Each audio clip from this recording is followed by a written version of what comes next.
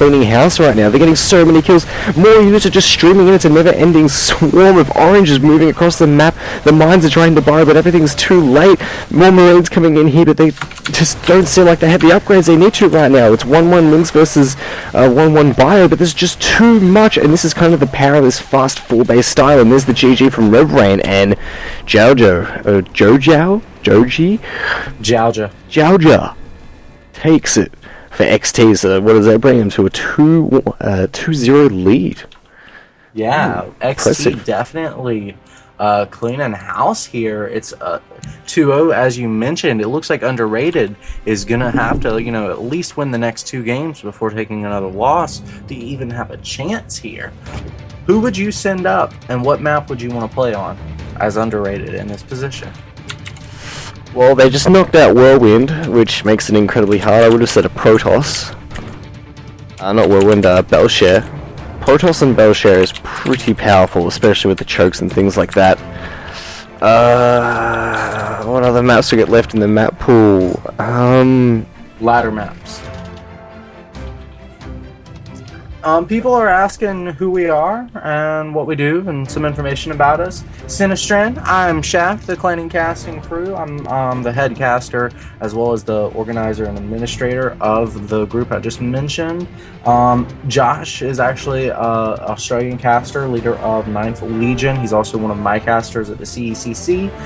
We're just contracted here by the UASL to help bring some exciting casts to you guys. Songmeister, we said strange style because he went 4 hatch before pull. That was the strange part, not the mutiling bling. Yeah. Alright, so, yeah, I think it has to come down to a snipe. Like, you would have to go, alright, what's their player, what race is he, and do we have a snipe available?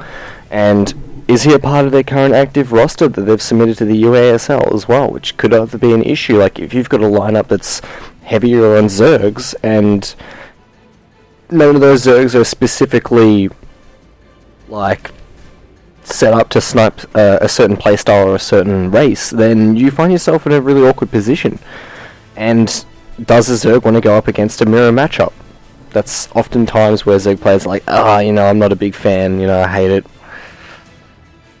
Yeah, dude, I hate mirror matchups. They're ridiculously and stupid.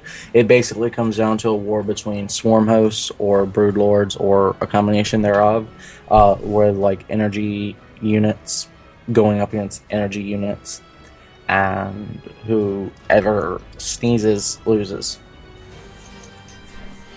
So if I were XT, I would go for a ZVP, but they can't. They basically want to see. They want to see who their opponent has. Unfortunately, XT has to choose first.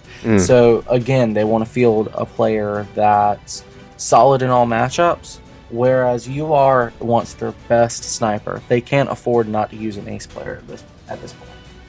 Yeah, just looking at some of these stats here from Jojo. Such a strange name. It looks like the stream says it's Jojo. Alright, so he's been playing pretty consistently. Looking at this, almost 2,000 points, 185 wins, lost 175, ratio of 51%. Favorite race, Zerg. Region rank 162 of 5,685, so that's pretty good. Bonus pool very low. World rank 780, so he's actually a pretty top-notch player. To be in the top 1,000 of the global scale of players is a pretty impressive feat. Very impressive player. Congratulations to him. He's probably put in the hard work and deserves it. Yeah, dude. It's a lot of hard work to be this good. Like, I'll be honest with you, 2 seasons ago, I was top level diamond player. I've not really had time to play this season, and today I was trying to grind out some games in unranked, and was having a hard time against silver and gold players and losing outright to diamond level players. So, not because I don't understand the game, but simply because the mechanics weren't there, the muscle memory wasn't there. That stuff takes forever to program and train. And if you're not doing it each and every day, at least for a couple hours every day, you're going to have a hard time. But you're not going to be tournament level. You have to be doing this 6 to 12 hours a day, every day, to be at the level these guys are. And they're still not, at the same level as Korean level players, but they're still really freaking good. So they're putting in the hard work, and you can tell the ones who put in the hard work. As Joja just showed us, I mean, he completely dominated his opponent. He made it look like, a Masters level player against a Silver level guy there. He was like, man, I'm going to make 4 hatcheries, and LOL, what are you going to do? Huh? I mean, it was completely ridiculous there.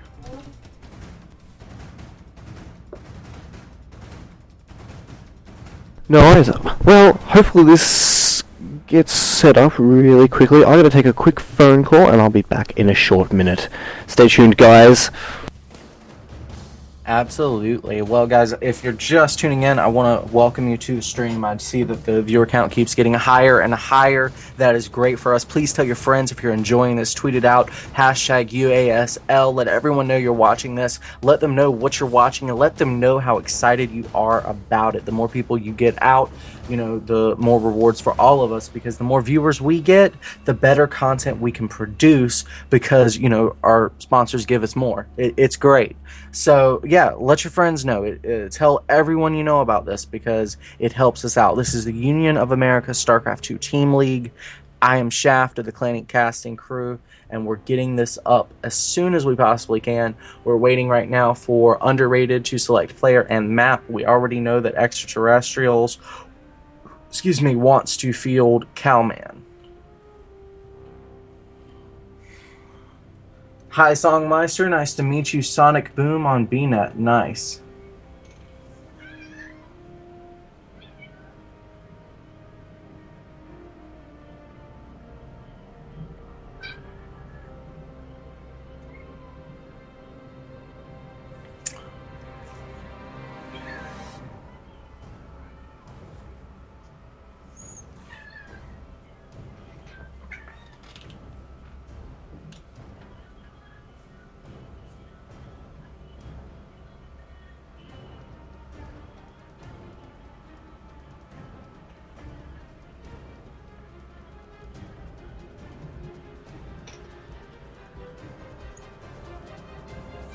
My kitty cat says hi, stream.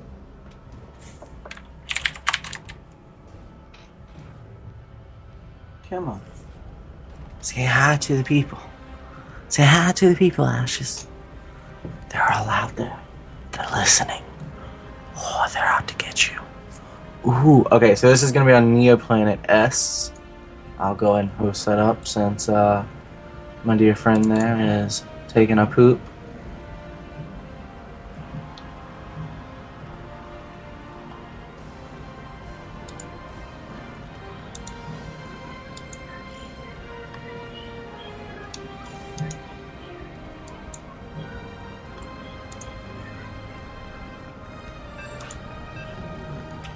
Oops.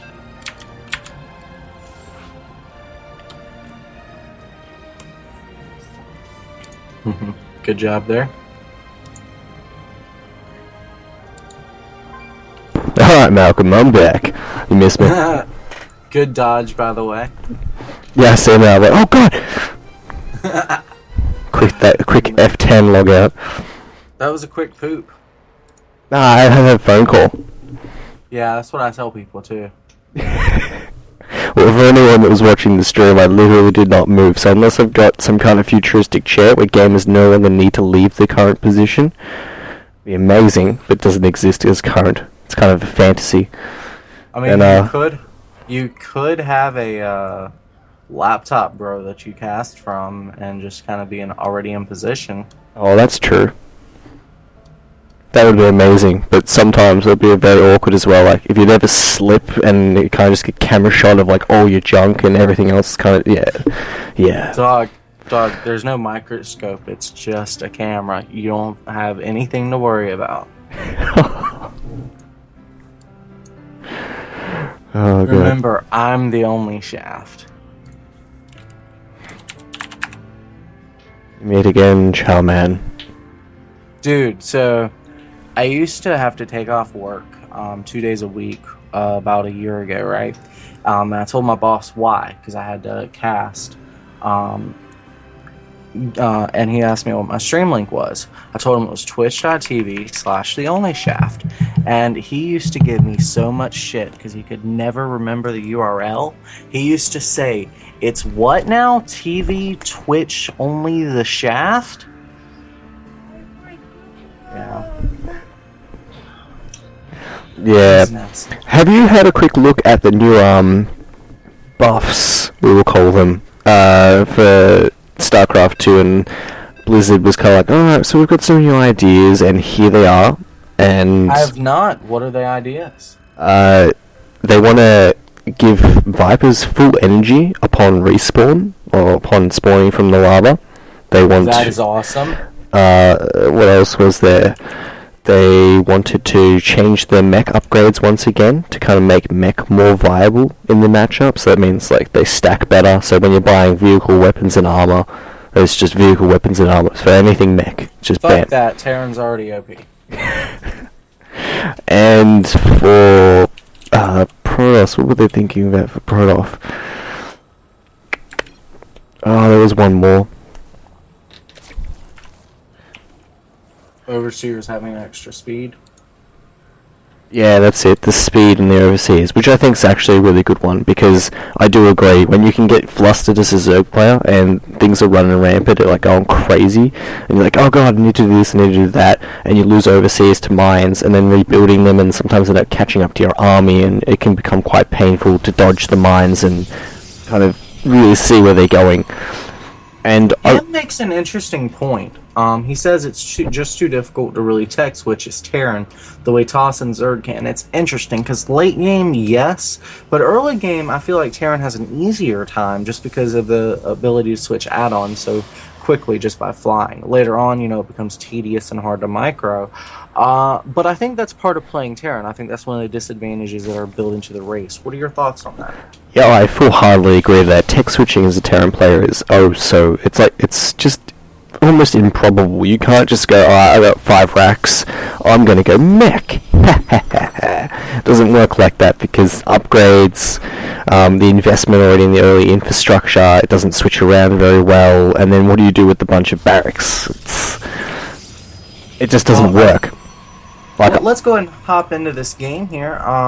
Here on the top right-hand side of Neoplanet S, we have our Blues, Zergy McFerguson, playing for Team Underrated. It's Risk! He's even got a board game named after him. And here on the bottom left-hand side of the very same map, we have our red Brotos player playing for Extraterrestrials. Interesting, because last I heard, Greys and UFOs really like to abduct these. It's the Cowman. Maybe he was made by, Roswell. Who really knows? It's a mystery. Okay. Guys, I want to talk a little bit about this build, because he is going gate first. This changes the Zerg timings quite a bit. I always try to point this out to let as many Zergs know as possible, because fuck losing, it sucks. Okay, so gate first. You've got 3 timings you need to know about. 6:45-minute attack timing, 8.5-minute attack timing, 10-minute attack timing. You want to get units prepared for all of those timings. At 10 minutes, if you still have not been attacked, check for a third and kill it, because you should have a bunch of units that you need to use anyway. So go ahead and kill that. He's going to have a really hard time in the mid-game. Yeah, it's all about the gas count when you're playing ZVP. If Protoss has double gas inside the man doesn't take his natural gas around the 6-minute mark, expect a gateway timing with probably sentries and things like that. If he's taking the double gases at his natural by around the 6 to 6:30 mark, expect anything between heavier tech and Stargate transitions, or maybe even Immortal Sentry all-ins. Absolutely, absolutely. Did you turn on the scoreboard? Shift Control 7. XT's 2-0. Shift Control S.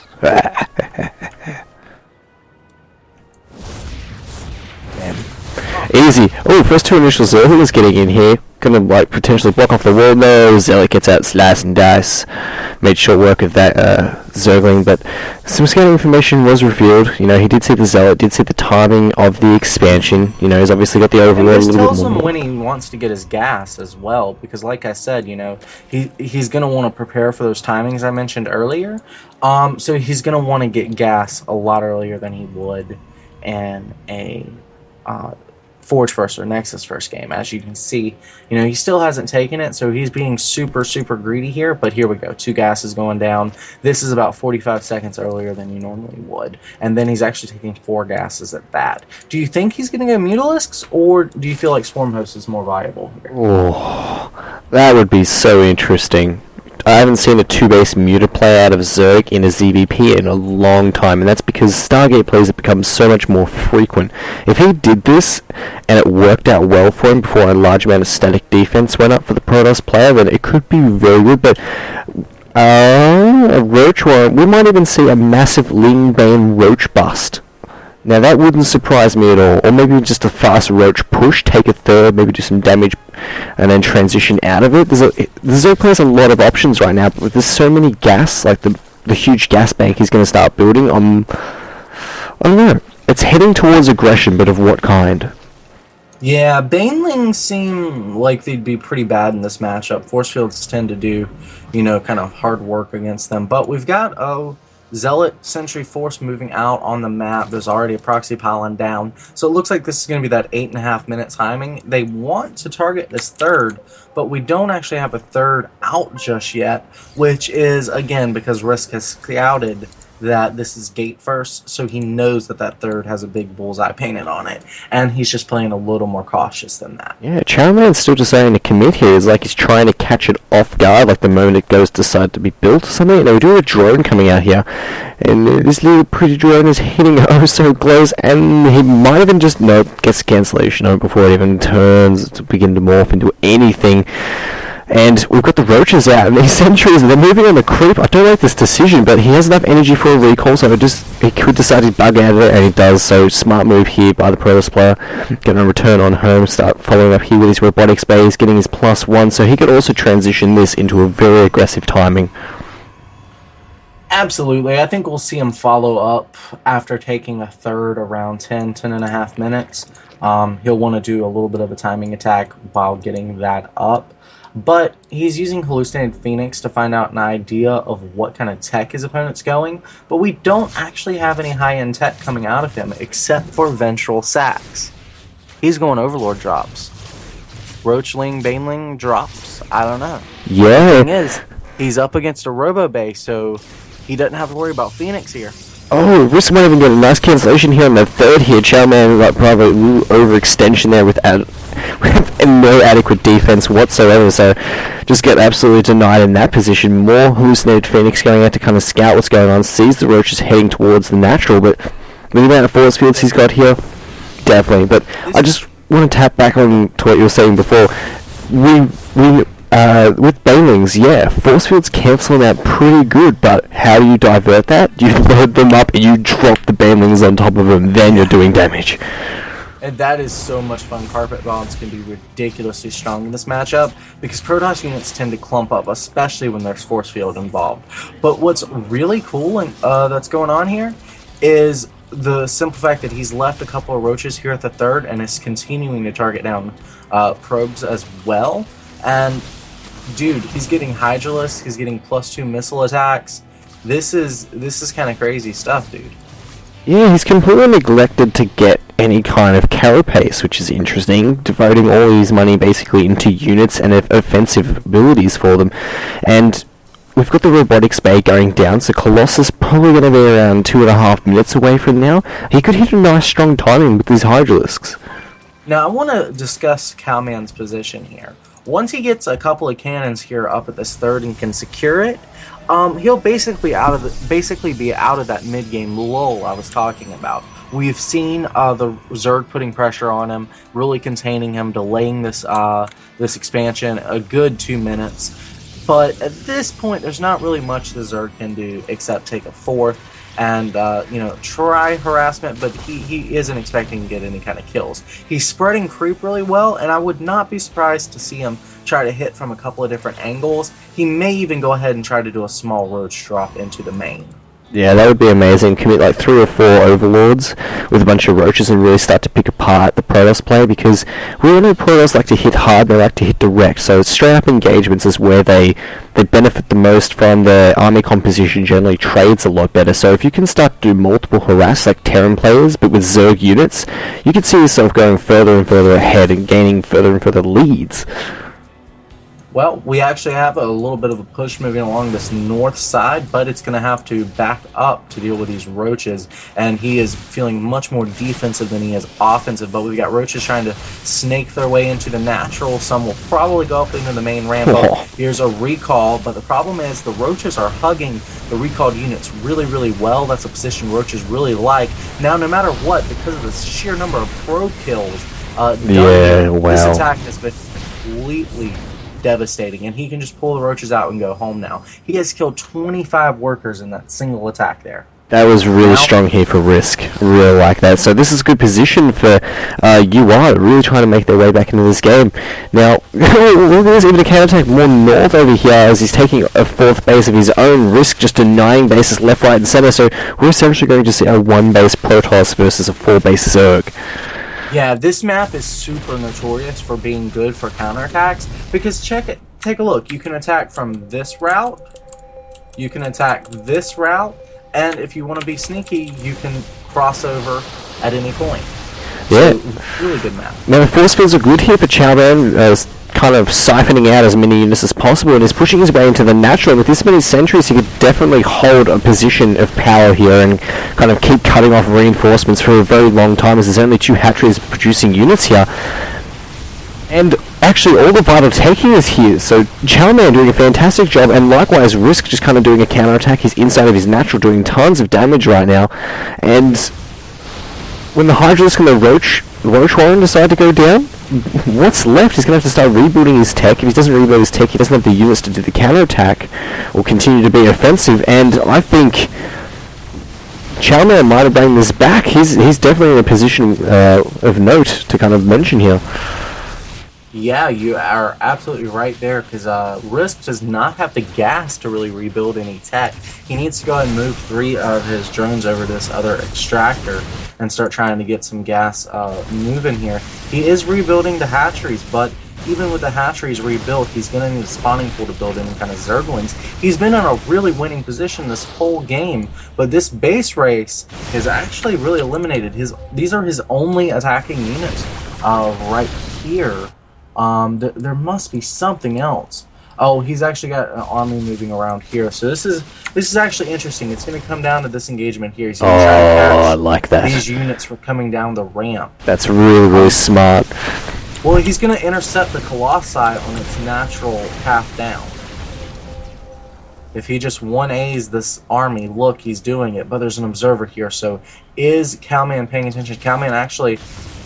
sniping it. Yeah, he's paying attention. He's right on top of the sentries though. This is a fantastic position for him, doing tons of damage, like 6 sentries dying in almost an instant there. And there's the backbone of holding anything back from getting to these Immortals, getting to these Colossus.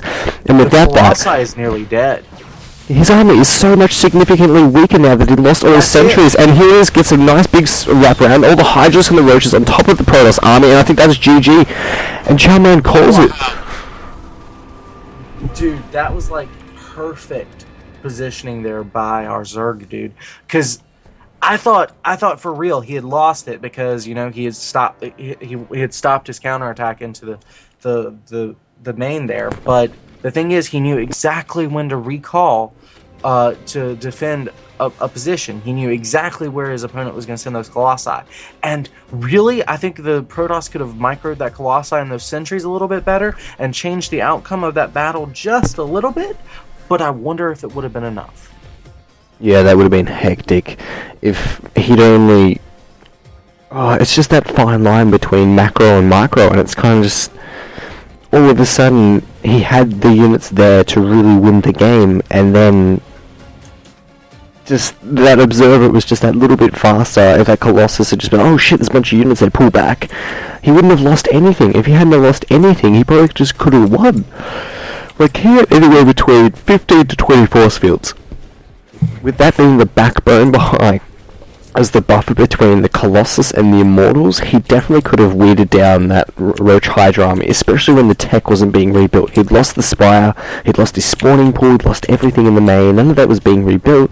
It was kind of like a all or nothing there by Risk to kind of just, alright, this is what I've got, this is what I'm going to work with, and if this doesn't work, then I'm just going to call it. When he was in such a comfortable position as well, but that's it, man. Protoss can kind of really tip those battles on their head really, really quickly and just be like, alright, well, I'm in your base.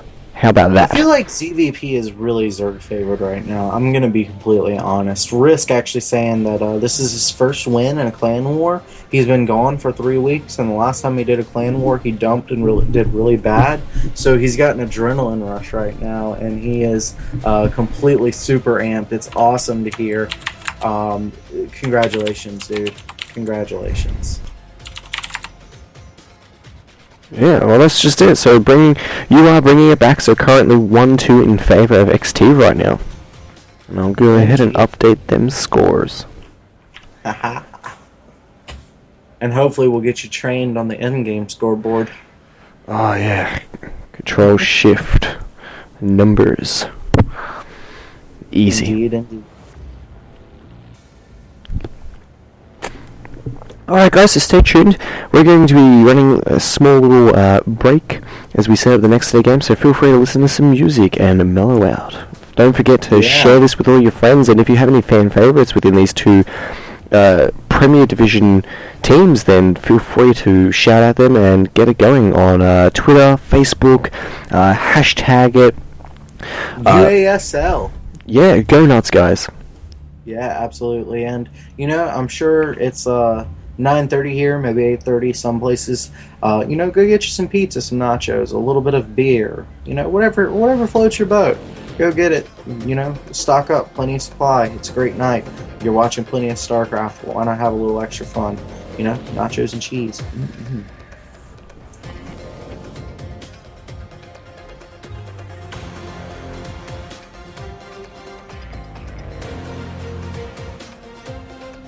Hey, actually, do you still have that link to the royalty-free music I sent you?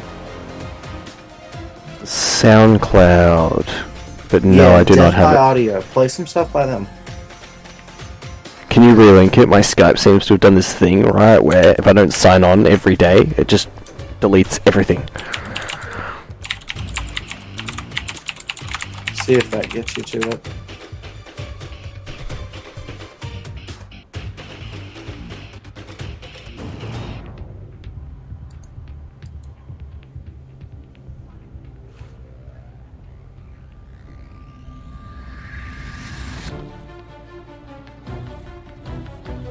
Shout outs to the 38 people viewing this. It's awesome to have all your support. Please click follow here on the Twitch TV to show Runamuck your support, because I know he appreciates it. Every click really counts for a caster. Try saying that 5 times fast. But it really, really does, because that's how we know we're doing a good job, is the number of people that are watching us. If you tell your friends and then they tell their friends, then the number gets big, which means people are obviously liking what they see. So that's what we're looking for. So if you like it, please help us achieve that. Thank you.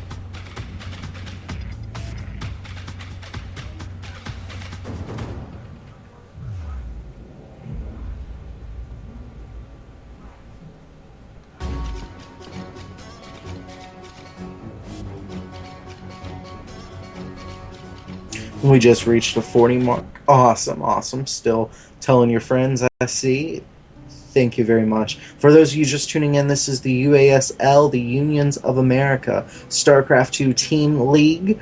I am Shaft of the Clanic Casting Crew, and our streamer, observer, and co-caster tonight is Josh Runamuck McMillan, leader of 9th Legion and one of the Clanic Casting Crew's premier casters. Looks like we've got UR selecting their first player. Now we're just waiting on XT to choose up a map and an opponent for him. As soon as we do that, we'll be right back with more awesome content, guys.